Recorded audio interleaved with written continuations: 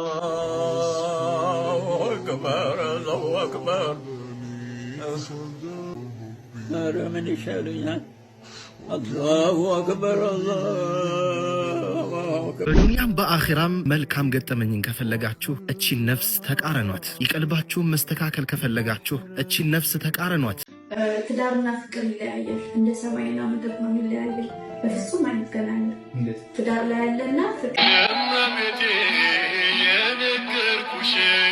በጣም የሚደብር ውሸት ነው። አንድን ታዋቂ የቁርአን ቃሪ የባለሴጋው እፎይ ውጤት ነው ተብሎ ፎቶ አምጥቶ በመዝሙር ማቀናበር ይሄ እብደት ነው። እስልምና የሚባል ጠላት አለ ብሎ ነው ክርስትናው እንዲስል እየተደረገ ያለ።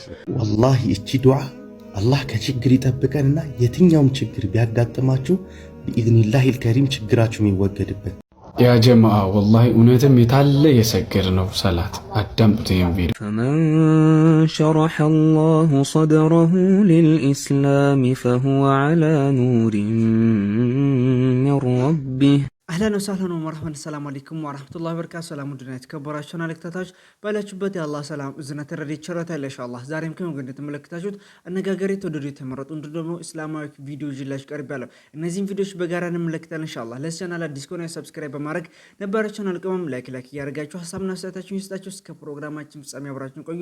ለእስላማዊ ቻናል ላይክ መስጠት የለም ኢንሻአላህ። ቀጥታ ወደ ቪዲዮ አለፍኩላችሁ። በዱንያም በአኺራም መልካም ገጠመኝን ከፈለጋችሁ እቺን ነፍስ ተቃረኗት። ይቀልባችሁን መስተካከል ከፈለጋችሁ እቺን ነፍስ ተቃረኗት። በዱንያ ስኬትን በአኺራ ጀነትን ከፈለጋችሁ እቺን ነፍስ ተቃረኗት። የአላህ ውዴታ ከፈለጋችሁ ጀነተል ፊርደውሰል አዕላ ከጀነቶች ሁሉ የበላይ የሆነችውን ጀነት ፊርደውስን ከፈለጋችሁ እቺን ነፍስ ተቃረኗት። አላህ ሱብሓነሁ ወተዓላ በቁርአኑ ምን አለ? ወአማ መን ኻፈ መቃመ ረቢሂ በጌታው ፊት መቆምን የፈራ ሰውማ ወነሃ ነፍሰ ዐኒል ሀዋ ነፍሱንም ከዝንባሌዋ የከለከለ ከፍላጎቷ የከለከለ እቺ ነፍስ በመጥፎ ነገር ነው የምታዝ፣ በወንጀል ነው የምታዝ። ከዝንባሌዋ የከለከለ ምንድነው ምንዳው ለዚህ ሰው? ፈኢነል ጀነተ ሂየል መእዋ ጀነት እርሷ በርግጥ መኖሪያው ናት። ጀነ ማላ አይኑ ረአት አይን አይተው ማታቀው ጆሮ ሰምተው ማታቀው ቀልብ ላይ ዝር ብሎ ማያቅ ነገር ነው ጀነት ውስጥ ያለው። አላህ የጀነት ሰው ያደርገን። ዛሬ ቁርአንን አልቀራህም። ለምንድን ነው ያልቀራኸው? ነፍስህን ስላልተቃረንካት ነው። ነፍስህን ብትቃረናት ብዙ ኸይር ስራዎችን ትሰራ ነበር። ስለዚህ ሁሌም ቢሆን እቺን ነፍስ ተቃረናት። እንዲህ ካደረግ አብሽር بالخير في الدنيا والآخرة በዱንያም በአኺራም መልካም ነገር ይገጥምሃል። አንተም ያስተካከለ የሚያስደስትህ ወደ አላህ ይበልጥ እንድትቃረብ የሚያደርግህ እቺን ነፍስ ስትቃረን ነው። አላህ ስብሓነሁ ወተዓላ እቺን ነፍስ ተቃርነው ኸይር ስራቸውን አብዝተው የአላህን ውዴታ የሚያገኙ ሰዎች ያደርገን። ባረከላሁ ፊኩም ወጀዛኩሙላሁ ኸይረን። ወሰላሙ አለይኩም ወረሕመቱላሂ ወበረካቱ። አላህ ነፍሶቻችን እንዲሁም ስሜታችንን ከሚቃረኑ ሰዎች መካከል ያድርገን። አላህ በዱንያም በአኺራም ስኬታማ ሰዎች ያድርገን፣ የጀነተል ፊርደውስ ያድርገን ለማለት እወዳለሁ። እንግዲህ ከወንድሜ ብዙ ነገር እንደተማር ተስፋ አድርጋለሁ ኢንሻአላህ። ረመዳን ውስጥ ሁላችንም ኸይር ስራ ላይ ስንበራታ እንዲሁም ደግሞ ሶላታችን ላይ ቁርአንም ስንቀራ ሁላችንም ነበርን። ያንን መልካም ስራዎቻችንን አሁንም እንቀጥል ለማለት እወዳለሁ ኢንሻአላህ። ወደ ሌላኛው ቪዲዮ አለፍኩላችሁ። ለላጤዎች ይህ ቪዲዮ ይመከራል። ፎዚታ ምን እያለች ነው? በጋራ እንመልከት። ትዳርና ፍቅር ይለያያል። እንደ ሰማይና ምድር ነው ይለያያል። በፍጹም አይገናኝም። ትዳር ላይ ያለና ፍቅር አንድ አይደለም። ትዳር ራሱን የቻለ ነው፣ ፍቅርም ደግሞ ራሱን የቻለ ነው። እንደሱ መስራችሁ እንዳትገቡበት። ትዳር ላይ ራሱን የቻለ ደስታ አለው፣ ፍቅር አለው፣ ራሱን የቻለ ህመም አለው፣ ችግር አለው፣ ጭቅጭቅ አለው፣ ብዙ ነገር አለው። አልሐምዱሊላህ ረቢል ዓለሚን። ትዳር ደስ የሚል ነገር ነው፣ ግን ከፍቅር ጋር አይገናኝም።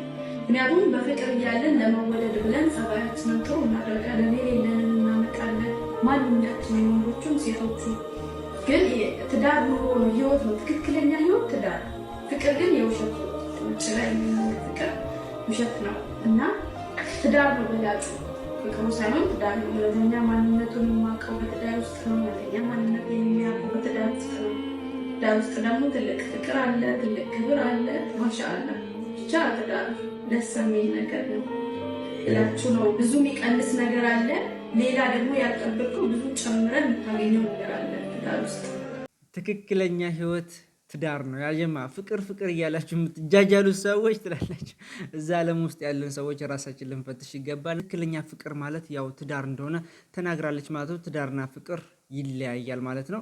ኢንሻአላህ ያገባችሁ ውለዱ፣ ክበዱ፣ ድመቁ፣ ሸብርቁ፣ ፍኩ ብያለሁ። ያላገባን ደግሞ አላህ ይወፍቀን ኢንሻአላህ። ብዙዎችን በእንባ ያራጨ ቪዲዮ እኚህ አባት አዛን ሲያደርጉ ኖረው አዛን እያደረጉ ወደ አኪራ አላህን ተገናኝተዋል። አላሁ አክበር ሱብሃነላህ። ኢና ሊላሂ ወኢና ኢለይሂ ራጂዑን። እኛም የአላህ ነን ወደ እርሱም ተመላሽ ነን። በጣም ልብ የሚነካ ቪዲዮ በጋራ እንመልከት። الله أكبر الله أكبر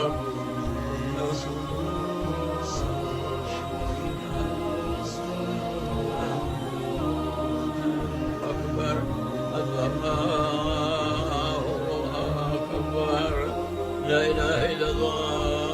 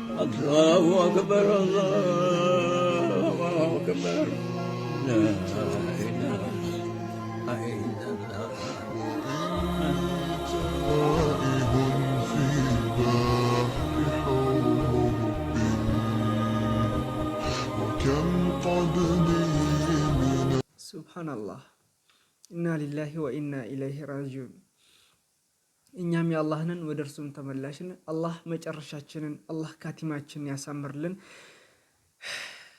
አዛን ሲያደርጉ ኖረው አዛን እያደረጉ አላህን ተገናኝተዋል። ምን ያክል ያስደስታል! አላሁ አክበር ሱብሃንአላህ ሱብሃንአላህ። አላህ ልብን የነካው ብዙዎችን በእንባ ያራጨት ኮመንቱን ብትገቡ ሱብሃንአላህ ልብ የሚነካኩ እንዲሁም የነሱ ቃሉ አላህ አላህ አላህ።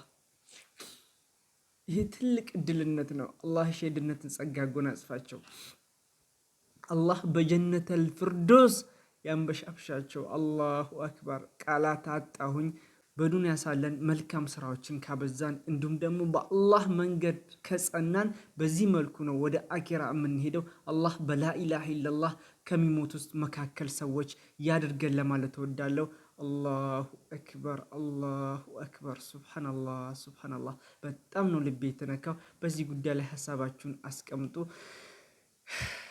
ቃል አጣሁኝ፣ ወላሂ ቃል አጣሁኝ። አላህ የሁላችንም መጨረሻ ያሳምርልን። የሰው ልጅ መጨረሻው ሲያምር ነው። እንግዲህ ለቤተሰቦቹ አላህ ሶብርን ይስጣቸው ለማለት እወዳለሁ። የእነሱን ደግሞ ቀብር አላህ ኑር በኑር ያደርግላቸው፣ ቀብሪያቸውን ሰፊ ያደርግላቸው ለማለት እወዳለሁ። በዚህ ጉዳይ ላይ ምን እንደምላላውቅም ተንተባተብኩኝ። ሀሳብ ስጡበት። ወደ ሌላኛው ቪዲዮ አለፍኩላችሁ። ያ ጀማዓ ወላሂ እውነትም የታለ የሰገድ ነው ሰላት። አዳምጡ ይሄን ቪዲዮ ያ ጀማዓ። የምንሰግደው ሰላት ወንጀል ከመስራት ካላገደን የታለ የሰገድ ነው? ኢነ ሰላተ ተንሃ አኒል ፈሕሻኢ ወልሙንከር አይደለም።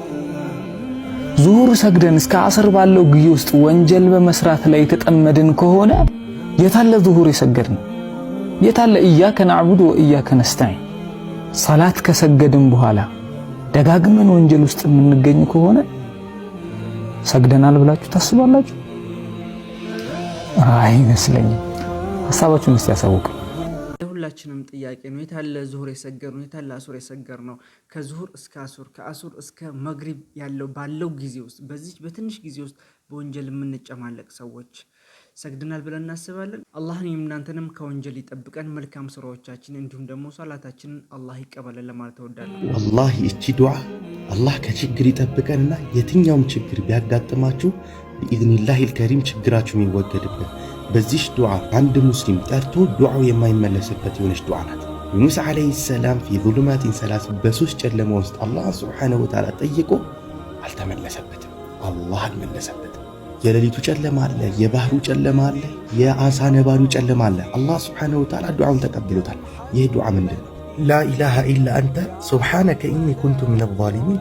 በዚህ ዱዓ አንድ ሙስሊም አላህን ሱብሓነሁ ወተዓላ ከልቡ የቂን ጠይቆ አላህ ሱብሓነሁ ወተዓላ ዱዓውን አይመልስለትም። አላህ ጀነትን ይወፍቀን። ሰላም አለይኩም። አላህ የሁላችንም ዱዓ ይቀበለን። ላኢላሃ ኢላ አንተ ሱብሓነከ ኢኒ ኩንቱ ሚነ ዛሊሚን። ይሄ ቀላል ዱዓ ነው፣ ሴቭ ልናደርገው ይገባል። ኢንሻአላህ ሀጆቻችንን በሙሉ የኔም እናንተንም አላህ ያሳካልን።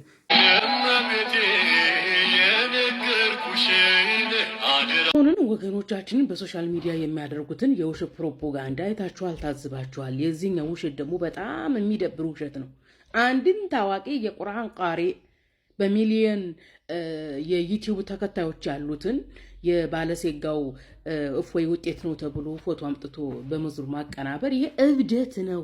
እብደታችሁን ቀነስ አድርጎ የጤና እክል ስለሚያስደርስባችሁ ማለት ነው። የጻፉበትን ተመልከቱ። ልጁን ማንነቱን ላሳያችሁ።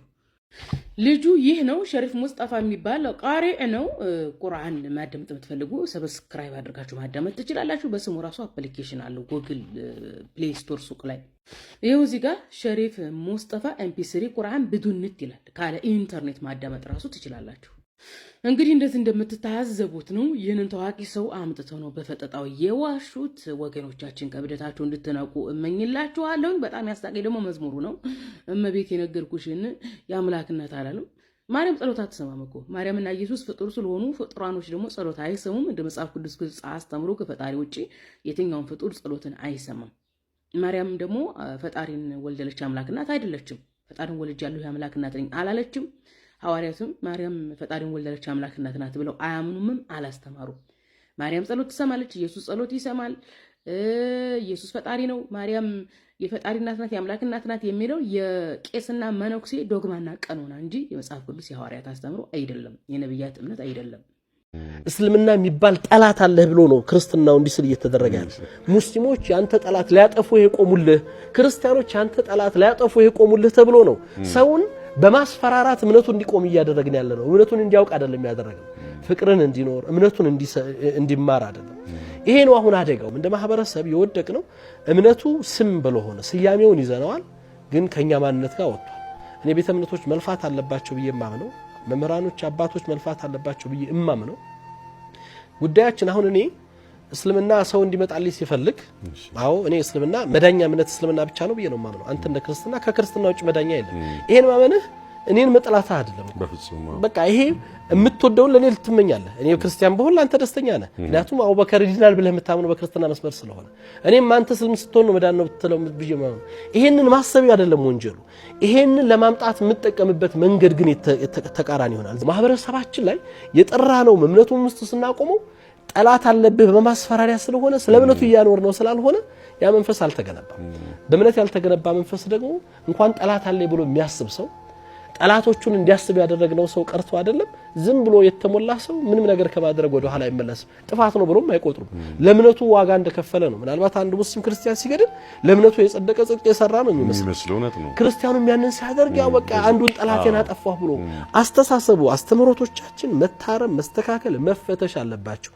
እውነት እኔ መሰረት አድርጌ የማስተምረው የክርስትናው እምነት መጽሐፍ ቅዱስን መሰረት አድርጌ ዶግማውን ተከትዬ ነው።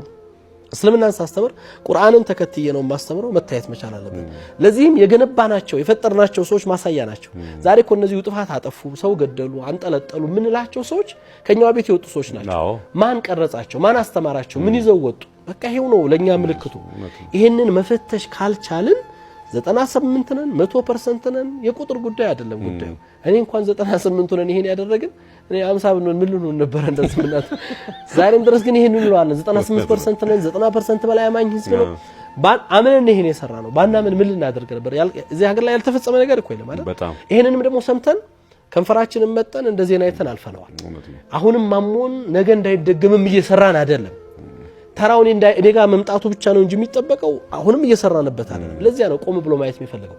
እምነት አይደለም የእምነት ጉዳይ አይደለም አሁን እየሆነ ያለው። በትክክል አማኞቻችን እምነታቸውን አውቀው ነው ወይ ስሙን የያዙት የሚለው ነገር ላይ መስራት የሁሉም ቤተ እምነት ኃላፊነትና ግዴታ ነው። ቤት ዘግቶ መነጋገር የሚያስፈልገው ጉዳይ ነው ብያለሁ። የዛሬ ቪዲዮአችን ይሄን መስል ነበር። አብራችሁ ስለቆያችሁ ከልብ አመሰግናለሁ። ወሰላሙ አለይኩም ወራህመቱላሂ ወበረካቱ። መልካም